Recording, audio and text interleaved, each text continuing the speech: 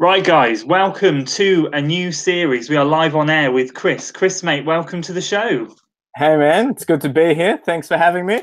No worries at all. So, guys, just as a quick one, I know I've sprung this on you as a bit of a surprise. I haven't announced this, I haven't talked about this at all, but I'm doing a new series on the channel called When Collaborators Collide. Now, this series is what I've wanted to do for a while. I've actually spoken to Chris about it a little bit before, hence why he is my first guest. There are so many awesome YouTubers out there at the moment doing some incredible things with running videos, producing some great content. And it's great to watch so many different angles. And what I want to do with this series is to delve a little bit deeper into the filmmaking process with some of the YouTubers that I watch, that you watch. And Chris, you know, as you can see today, is my first guest. Now, I've been following Chris for a while. Chris has been someone that I've watched for well over a year now. I think we've both been following each other for a while, and we've spoken quite a bit on Facebook. We are both part of the Running Films Connect Facebook group, share lots of ideas and things like that. So, Chris, without further ado, I know a lot of my followers do know who you are, but for the followers that do not know who you are, please do introduce yourself. Tell them what your channel name is and what you aim to do with your channel. Awesome. All right. Thanks, Andy. That's great. So yeah, I'm Chris. I'm from Australia. I'm not sure if there's many other Australians. I know a couple myself that are obviously in the same network as Andy. So yeah, in Australia, down near Melbourne. I've been on YouTube for, it's over a year now, but it's probably closer to 15, 16 months. My channel name is CLFurlong. So it's quite easy. It's FURLONG. And my channel, my channel itself is primarily about running, and I like to keep it that way. But as I like to say in a lot of my videos, I run, I drone, and I film.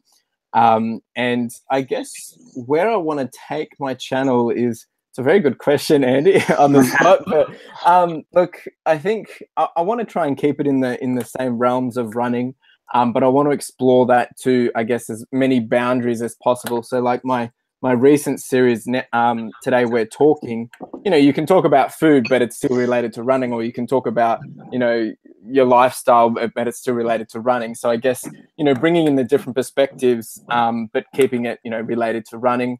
I do have ideas outside of running, whether I would introduce this to this channel or do a separate channel, I'm not sure. I guess I made my name CLFurlong because I wanted to leave it open in case I do change it, or add some new different themes into it along the way. But for now, yeah, just running. Definitely. I mean, it's one of those things when you start filming and you get something, and in our case that's running. As you progress, I guess ideas open up in your head and think, well, if I can do this for running, what else can I do? And it's definitely a good idea. Definitely a good idea to keep things open. Now, you said you run, you drone, you film. You do all of those things fantastically well. Now, I've shared this on a few of my live streams before, but my personal opinion, and I have mentioned this to you, is that people follow YouTubers for different reasons, and I think there are specific reasons why people follow. You either follow, I think, for a journey, for a cinematic experience, for the charisma of the person. It can be a combination of the three. There could be more reasons that you follow. Maybe an instructional type of video, but those three things, I think, when I look at running YouTubers that I follow and we follow, they kind of are the three things that stand out for me. And I think you have all three of those. Now, as I said to you, for someone like me, I don't have the cinema photography. I don't have a drone. I don't have a gimbal. So my footage isn't fantastic, but people follow me for the journey. Whereas with you, you've got this incredible, like, you live in an incredible place. You drone. And for all of you out there, the inspirational video on my channel, the intro for that drone footage was actually provided by Chris, which is awesome. So thank you again for that, mate. And it's things like that that make your channel different. And again, if I pull it quickly back to last year, you were not only filming yourself, but you were going out and filming races, and doing filming for, obviously, race organizers to promote their events and things, which is incredible. So do you see yourself doing a little bit more of that in the future as well? Would you like to do more race footage, or? Yeah, it's interesting, and I had to do that because I was injured at the time, and I'm thinking I've just started my YouTube, but I can't even run and film myself. I'm like, what am I going to do? And you know, I still had my girlfriend. She was running at the time and whatnot. And I figured, well, I can still go to the events and I guess get involved. And I hadn't intended, like, it's not like I reached out to them. I was actually just at an event. I did some droning there actually, and then they saw it. And so one of the runners saw it and said, oh, I help, you know, organize these other runs, the trail running series. And they said, oh, would you like to come film ours? We said, and they said they couldn't pay me or anything, but, you know, you get, you know, free tickets in if you want to run or whatever. And, you know, come get VIP access and just, you know, have some fun. And I was like, okay, well, I guess, yeah, I've got nothing to lose. I have no idea what I'm doing, but like, sure, I'll give it a go. And yeah, look, it is really good. I must admit, I do enjoy the vlogging experience because, well, obviously I'm running, but, you know, when it's the time where I can't run, I think it's a great opportunity because, well, you learn so much anyway. And it's good to be doing it from a different perspective.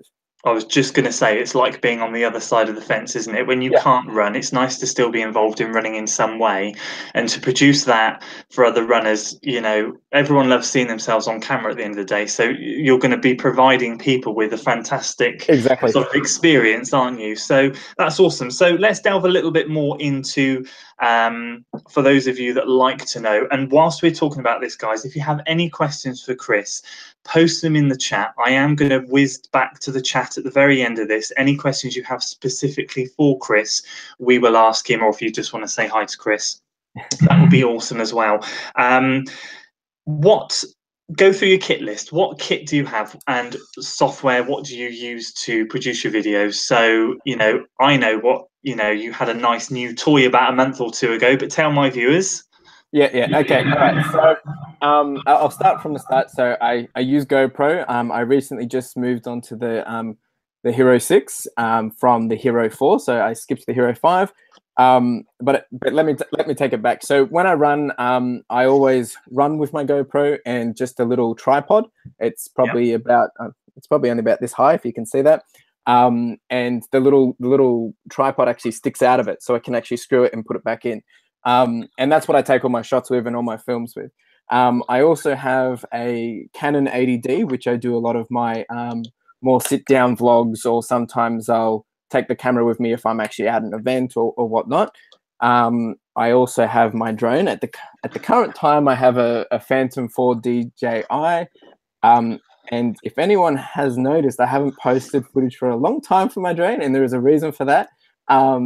Spoiler alert, I'm currently in the process of selling it and I'll be getting a new one. So what are you going to be buying? What are you going to be buying? What are you looking at? Probably the Air. I think it's going to be the Air. I wanted to get the Mavic Pro, then the Air came out, and now I've been like back and forth between it.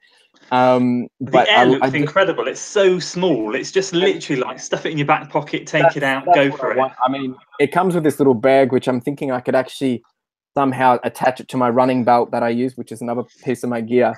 And it's so lightweight. So, you know, with the Phantom 4, it's in a box, which is like just massive, and I can't take that unless I take the car. So, yep, quick little spoiler there. What else?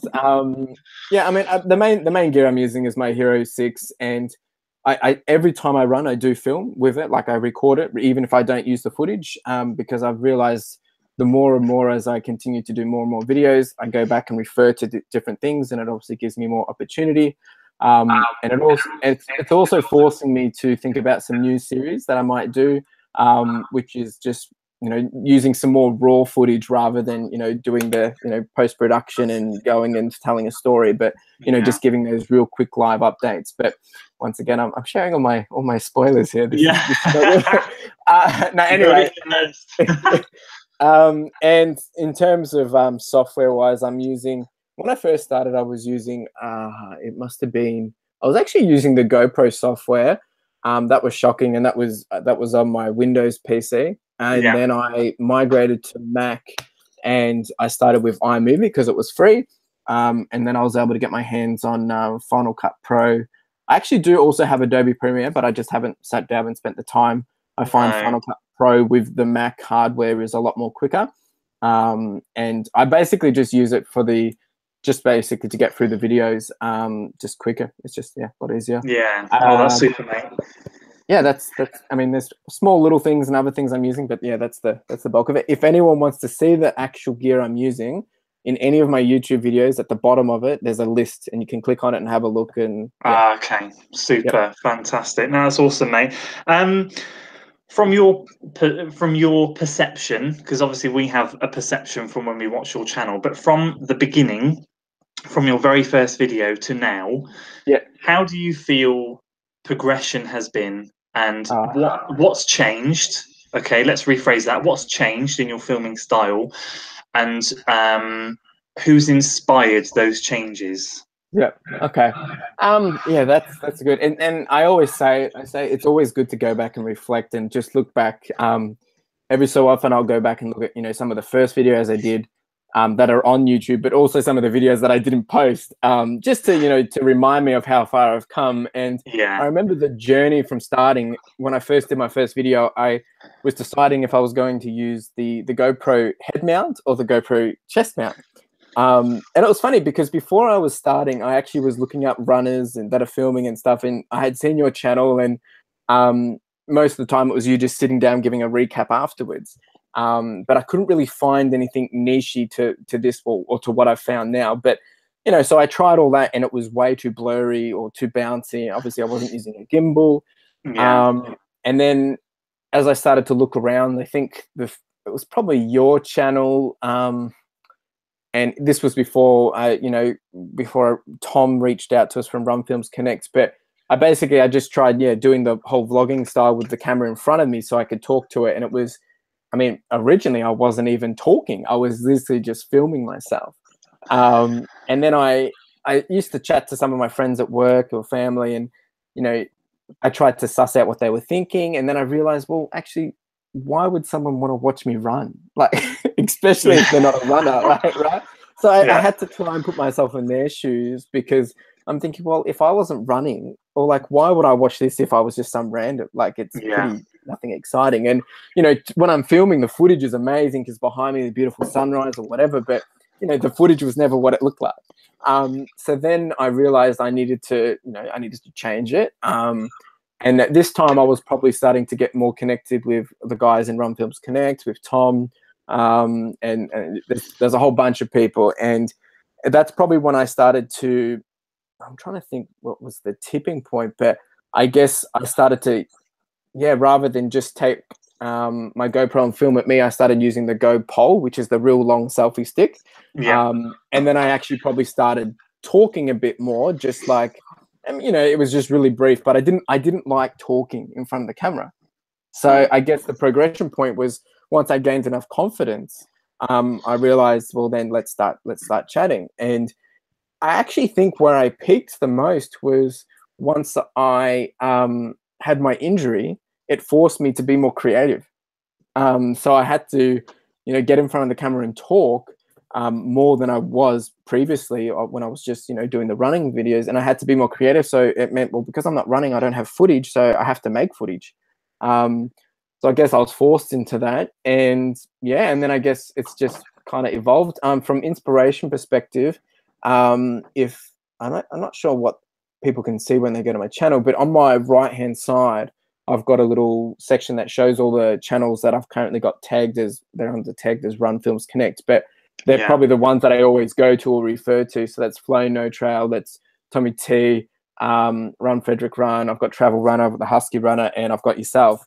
But so I'll use you guys as a bit of a bouncing board, seeing what else everyone's doing. And of course, I've got the Run Films Connect. But what I always do, even today, not today, but like at the moment, I'll just do another random search of like run films, or try and change some of the wording to see what else I can find.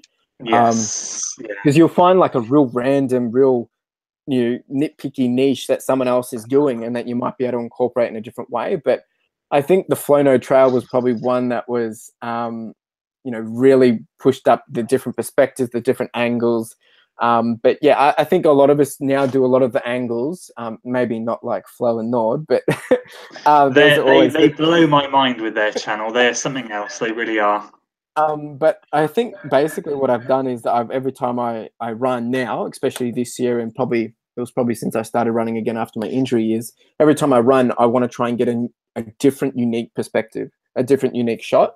And that's because I also put it on my Instagram as a social feed. But I think it just pushes me to think outside the box. So when I go for a walk later, or like, you know, in the day or something, I'll be looking, oh, I could put it there, or I could do it here, or I could come around this way, or because I'm running the same circuit, it starts to get very challenging very quick. So I think, but I'm the type of person that likes to always try something different within my own comfort zone. So keep pushing my own comfort zone. And I guess it forces me to, be more creative. Yeah, no, that's awesome, mate. I mean, I think you've basically highlighted the main path we all go through when we start our channels to now. Like, I look back at about 2 weeks ago, I look back at all my old videos, and my first 5 or 6, there's no talking. The first 4 is just me holding my little action camera, and it wasn't a GoPro, and it's horrific, and it was so bouncy and up and down. And I never forget, like, my wife at the time saying, why would someone want to watch that? And I actually sat there and thought, I've got no idea. And at that moment in time, I had about 6 subscribers. And then the next 2 videos, I just held the camera here and I was running, and I looked at the camera and smiled, and then carried on running, and I thought, what an idiot. And then I did my intro vlog one, which I think was my 7th or 8th video, and that to this day is my 3rd highest video on the channel. It's me introducing myself. It's really interesting to see the stats on it, because I hate it, and it's really like embarrassing. Like, hi, I'm Andy. I'm the Forest Dean runner, and it's really bad. And I look at the progression, like you say, we go through. You say it becomes a lot slicker, a lot smoother. I do find that when I'm in the middle of a series, like I've filmed my 16 out of 16 for this half marathon, so I need to put that together to go out on Friday. And I get towards the end of a series like this, and I get to the point where I feel my creativeness has been stunted, because I start the series with great intentions and I'm very creative with it, but then because it's a series, you feel like you have to follow the same path through to the end. So I'm quite looking forward to finishing and wrapping up the series to then try something new after that. But then, to be honest with you, that consistency is what brings people back as well. Yes. Like, when you started your series, and I've shared it to other people, and I don't even know if you know that, I've shared it on Reddit and stuff, because it goes through in a structured format, which it's great, and not all of them the same, because it depends on, the type of run you were doing. But, I remember from the first one, you've got like the run, and then the result, and then the food, or, and it's got that, follows that consistency. And because that's the insights people want to know, especially if they're doing the same thing. I think it's a very good point. Consistency is a key point. And like you said, like when you were forced to be injured and be more creative, it puts you outside of your comfort zone, makes you do something different. And actually, one of your videos I remember quite well was your exercise video, where you were showing us the exercises that you've been told to do, and you had that like lacrosse ball that you were rolling along your IT band and stuff like that. And I could see the grimace in your face, the pain. But it was a really good video. And like you say, it's those little extra bits that people want to know. They don't want to know that I've gone out and run 8 miles, easy, tempo, threshold, marathon pace, whatever. That's fantastic. That goes on Strava, that goes on Instagram, that's the basics. It's then what else goes into that. So that's really interesting to know, mate. Just as a final point, before I get to any questions that people have, I have been in the chat room quickly. People are saying hi, and I'll read those out in a second. I'm not sure if we've got any questions, but do you have any final top tips for filmmakers that are watching that you've learned, picked up along the way?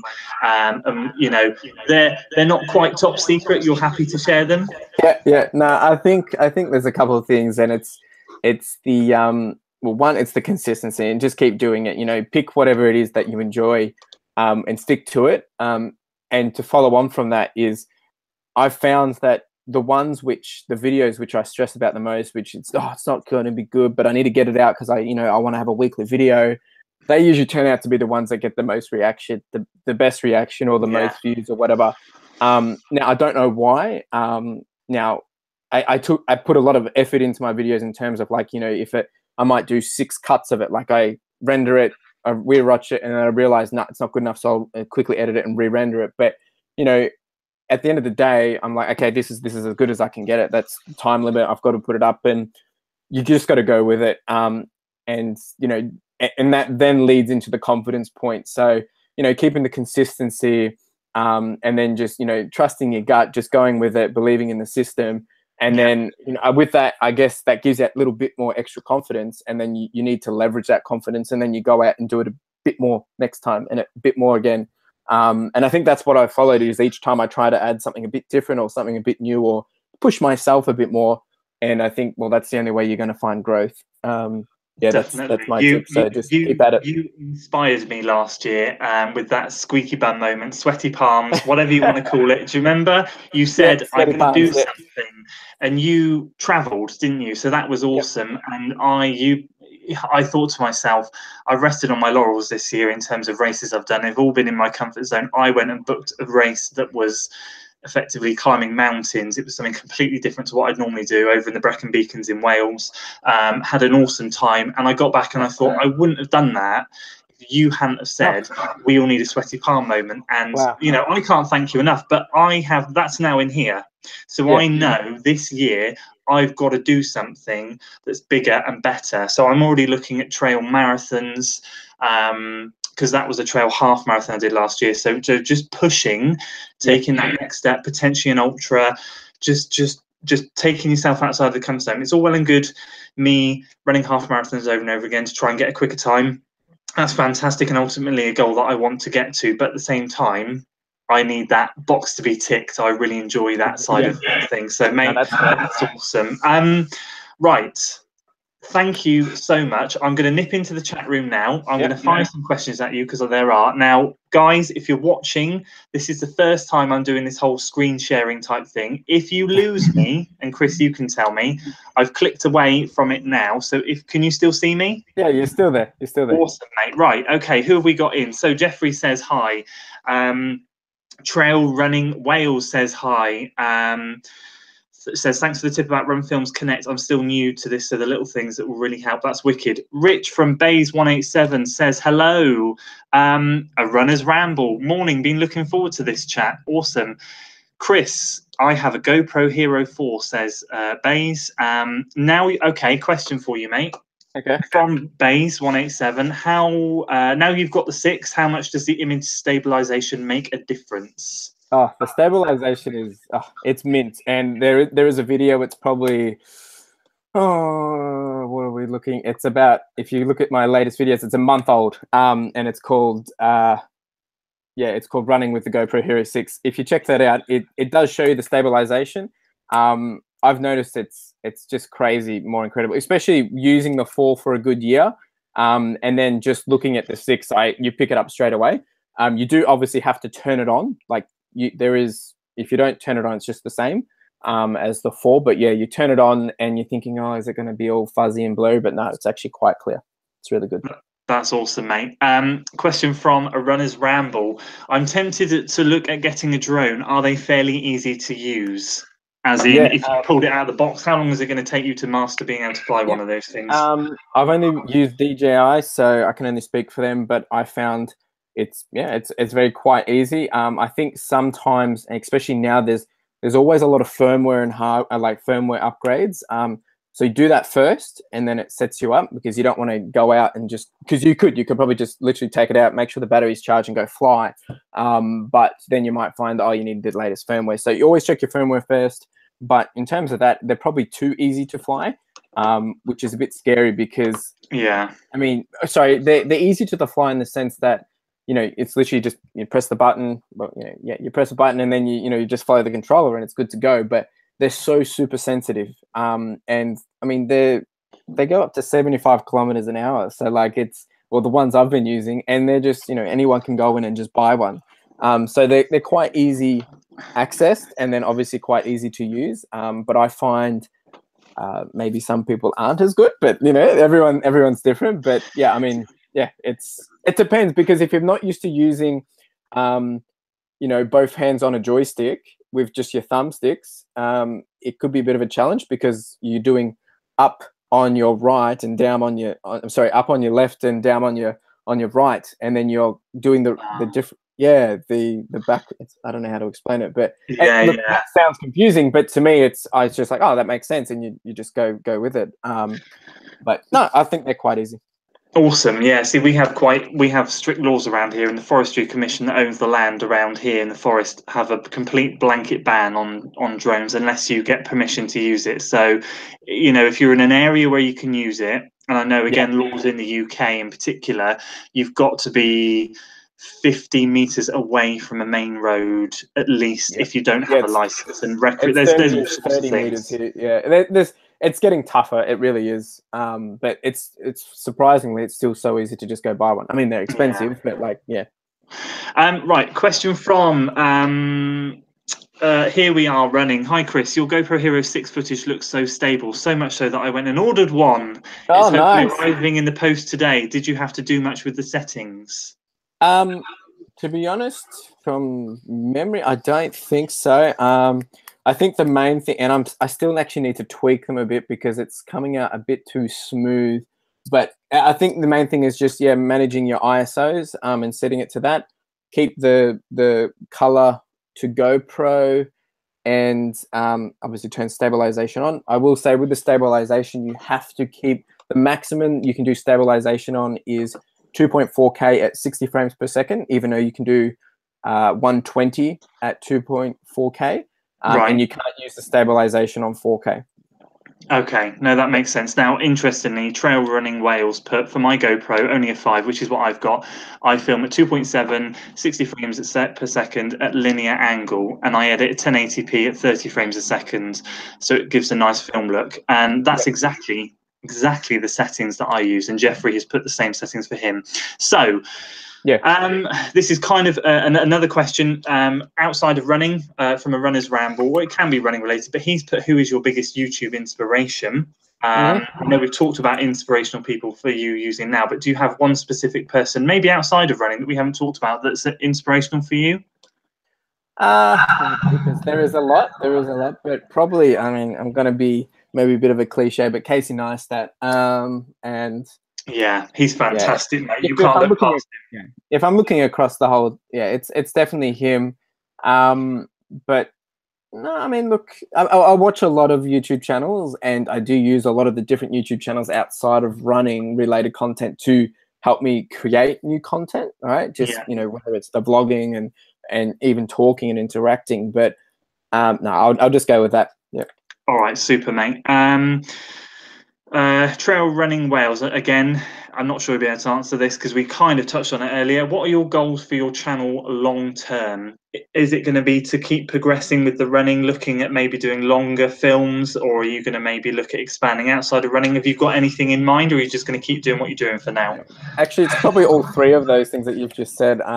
Keep it running. I'd like to do a film. I'm always thinking about bigger and better things, and but add new things along the way. I just don't know what that point in time will be. I actually do have a different YouTube channel for my business, which is nothing to do with running at all. But I mean, I guess the beauty of YouTube is, you can start from scratch. But I think my audience base, even though they're runners, they all have, interest in a lot of different things, which means I can leverage that quite easily. So. That's awesome, mate. Rossa Run says it's 5 a.m. He's just getting up for a 12-hour shift, and this is a great surprise. So thank you for tuning in to that, mate. Last question from Jeffrey. Do you have any other hobbies that you enjoy? Oh, yep. Oh, wow. It's funny because when people ask me for hobbies, I'm always saying I'm running or droning. Running, droning, or filming? Look, I think my other hobby is I work on my business, which I call it a hobby. So my business is helping other people pursue and chase their dreams or passions, or their goals. And self-made business at the moment, it's done through apparel. So I'm selling clothes online, but I'm actually trying to build it into a platform for the passionate, and obviously help people get to where they want to go. I call the tagline for it is "Further Your Lifestyle." The business is called Furry, Furrii, and so at the moment I have probably must be about 15 to 20 ambassadors worldwide that are just obviously representing their lifestyles and my brand in just by doing what they love doing, whether it's full-time vlogging or traveling or whatever it may be. And just I spend my spare time on that. Awesome, mate. Awesome. Two more things. Malloy Runner says hi from a very snowy Dublin in Ireland, and Jeffrey says check out Peter McKinnon channel 2. Yeah, I follow him. I don't know if you do. He's very good. So that is all of the questions. So awesome. All that is left for me to say, guys, is for you guys tuning in live. Thank you so much for tuning in live with us and watching the chat. For those of you tuning in afterwards, I will be putting all of the links below to Chris's social media. I'm just going to let this video upload process, and then I will do that. To Chris, mate, thank you so much for being the first person in this series. I hope to take this series further and interview lots of creators. But you have been an amazing guest, mate. So thank you so much. Due to the time difference, I will let you go to bed. I will start my day. And yeah, so guys, nothing left for me to say other than thank you again to Chris. Thank you all for watching. You know what to do if you have enjoyed this video and you want to see more of this series, and if you have any suggestions of creators that you would like to get on this channel, or you'd like to volunteer yourself, just leave a comment down below. I do have an initial list that I will be contacting people, but if you want to add yourself to that list, do just drop it in the comments. If you enjoyed this video, guys, please give it a like, share it with your friends, and subscribe to the channel for weekly running content. Chris, again, mate, it's been an absolute pleasure. Thank you so much, and I will see you all next time. Until then.